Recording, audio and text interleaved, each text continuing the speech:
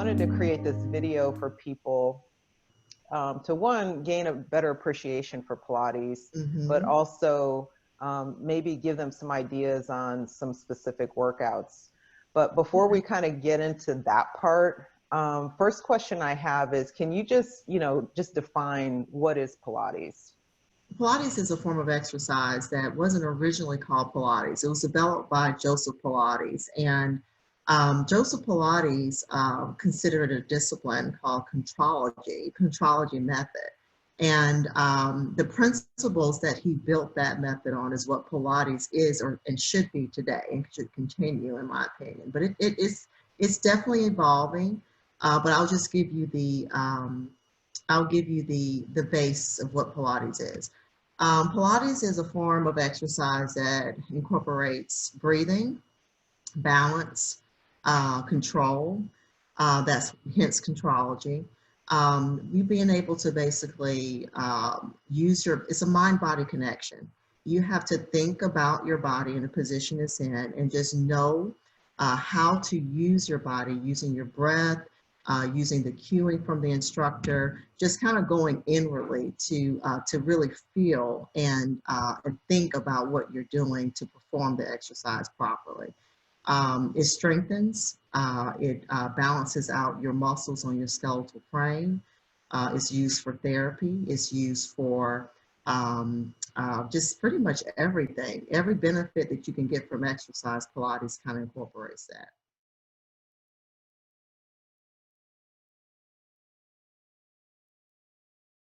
Incorporating Pilates in your life is beneficial in many ways. For instance, if you're a runner, Pilates will basically balance out your gait. It will take your muscles and stretch them out in such a way to where they're balanced on your skeletal frame. So when you go and you take steps, you're taking steps properly. And when you're running running with a more upright posture, and your breathing is actually is improved through Pilates as well, to where running can be improved, your speed, your time, your endurance. Also, if you're a swimmer, Pilates, like I said again, it incorporates, it's not just about strengthening the muscle, but it also helps you to be aware of breathing and breathing, I guess, more efficiently. Instead of breathing more diaphragmatically, you're breathing more intercostally. So you're basically breathing into your thoracic region of your chest. Your lungs expand more, and it incorporates that breath, which helps you in other exercises. If you're running or if you're swimming, you can actually have more lung capacity, and so that's Pilates is helpful in that. Through cueing, we tell you when to breathe, and then it becomes more natural. You won't need me to necessarily, or need an instructor to tell you how to breathe. It's more intuitive. And that's also learned through Pilates.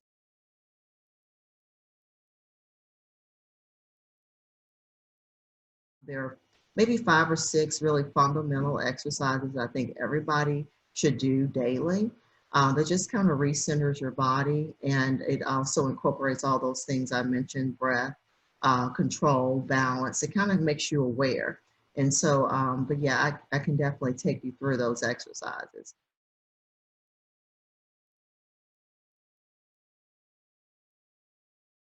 The first exercise that I would do with anyone is basically just getting them to sit down in a chair or sit on the floor.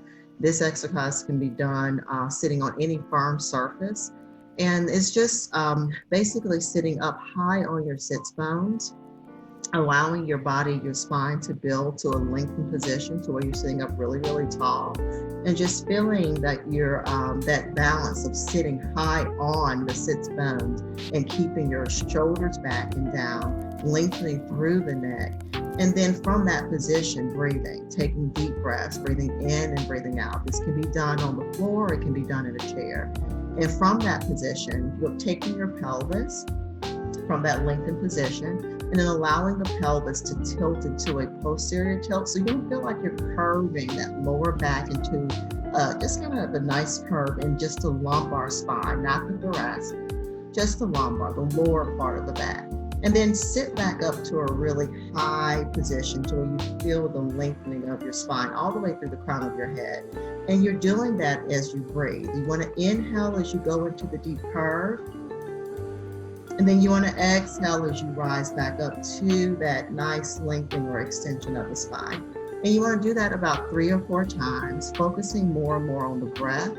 And so if you're sitting down on the floor, just being careful to keep your feet planted, your knees are bent, the feet are on the floor flat, and just you want to make certain that your knees are not opening out to the side. Same thing if you're sitting in a chair, just keep your feet parallel and your knees parallel. That would be the first exercise.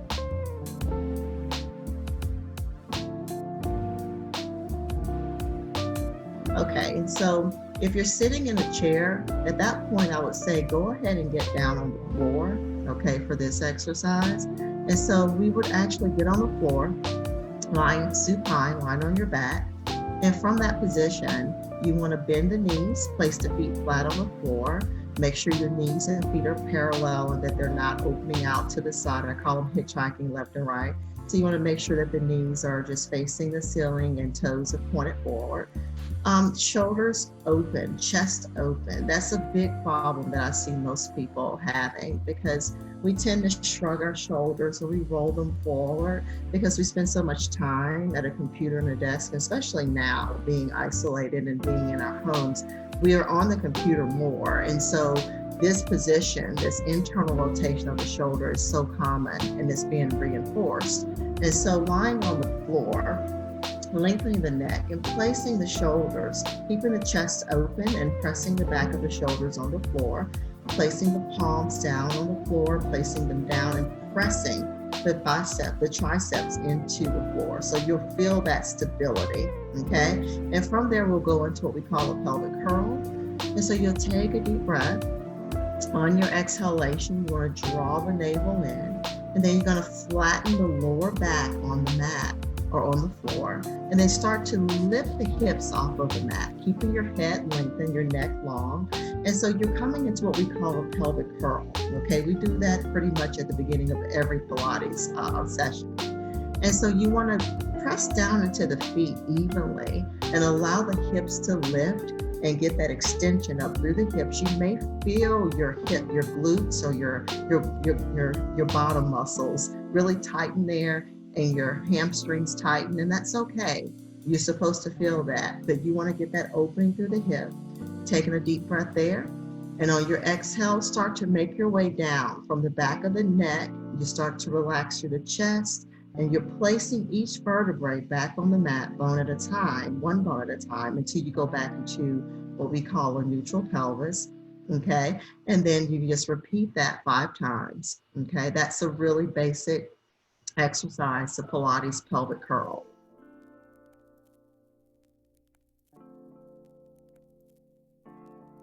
So after that, we will go into, I think it's called the supine twist by most Pilates practices. Sometimes the names get changed around. So, and so with the supine twist, you want to bring the arms out to a T position. So just stretch the arms out to your sides and your palms are facing upward.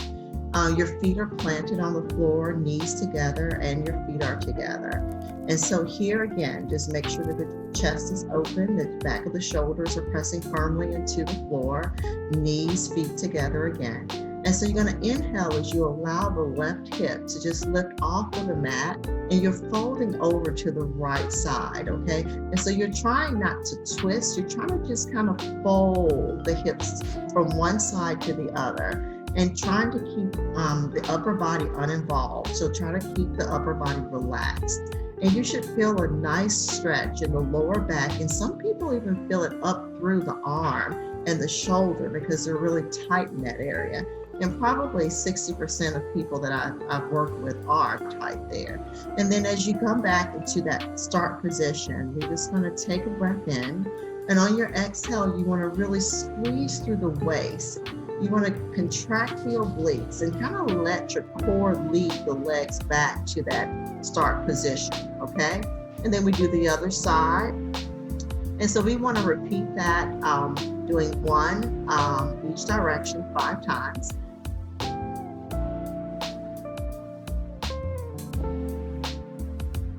The next exercise, this is something that I would say is safe for most people, but if you've had, let's say, a recent injury to your back or anything that is ailing you, then I would say to maybe hold off on this one until you're no longer in that acute stage or having the pain or flare up or inflammation. Okay, so what you would do is you would still lying supine, bring the arms down to your side, palms are facing the floor, and you want to just kind of reach your fingertips down towards your feet, trying to keep the shoulders from shrugging up close to the ears, okay? So the shoulders will be relaxed. And then you're going to place the legs up one at a time, what we call tabletop. And so tabletop is where the knee is basically right over the hip, and the shins are parallel to the floor, okay? And so they're just in a 90-degree angle. You bring both legs up to that position. And then what you're going to do is take a deep breath, and on your inhale, one leg is going to go down to the floor, maintaining that 90-degree angle. And on your exhale, you're going to contract the abdominals to draw the leg back up to start position. We're going to do that same leg and repeat that 6 times on each leg. You're going to inhale down, exhale, draw the leg up. And you want to do that without any change in the pelvis and any change in the shoulder area. You want to make sure that the chest stays open, that you're breathing the whole time. And that's hard to do. You'll be surprised at just how those little movements are challenging. But it is really good at helping to teach what we call hip dissociation, so that you will be able to move your legs in that socket evenly and without allowing the pelvis to move. And that's really important in everything we do, from walking, running, cycling. You have to be able to maintain pelvic stability, and that really helps with that.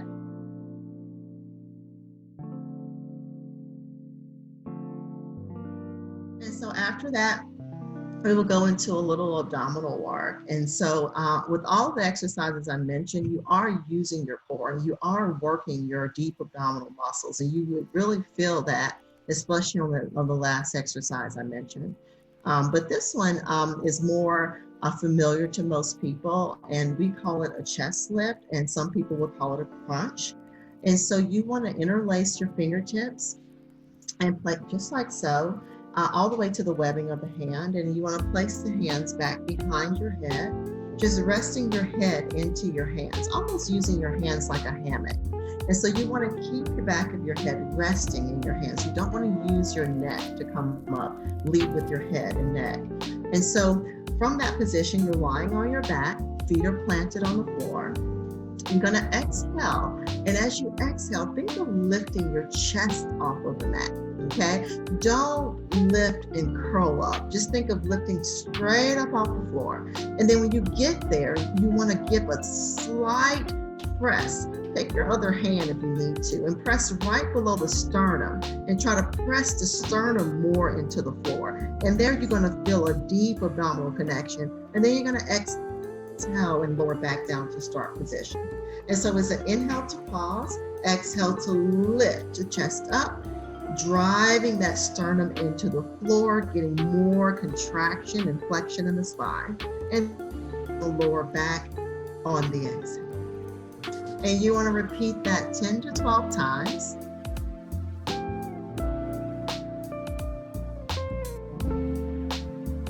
Okay, so with back extension, you will lie prone, so you will get on your tummy, okay, lying face down. And so here again, if you have any issues with your lower back, I would say just hold off on this until you're no longer in pain, okay? And so the most important thing about this exercise is not allowing the lumbar spine or the lower back to actually pinch when you're coming up. And so we have to come up and go into what we call a posterior tilt. You want to press the pubic bone into the mat to kind of open up the small of the back. Taking a deep breath. On your exhale, you want to feel as though someone's pulling you by the crown of your head, and you start to lengthen through the head, extending the upper back, allowing the chest and the shoulders to lift off the floor. And then on your inhale, you're going to lower back down to start position. And so it's taking a deep breath in. On your exhale, lengthen through the crown of the head. And you lift up into that upper back, or opening up through the chest and shoulders, which we all need right now. And then you lower back down to the starting position. And so you want to repeat that about 8 times. And then you end with just coming up to your knees, going to what we call a child's pose or rest position in Pilates, where you sit back on your heels and then reach the fingertips forward, pressing the bottom down towards the floor, pressing your chest into your thigh, and you just breathe there for a moment and just really focus on keeping everything relaxed through your neck and shoulders, and focusing on the breath. And that's a good way to end the session.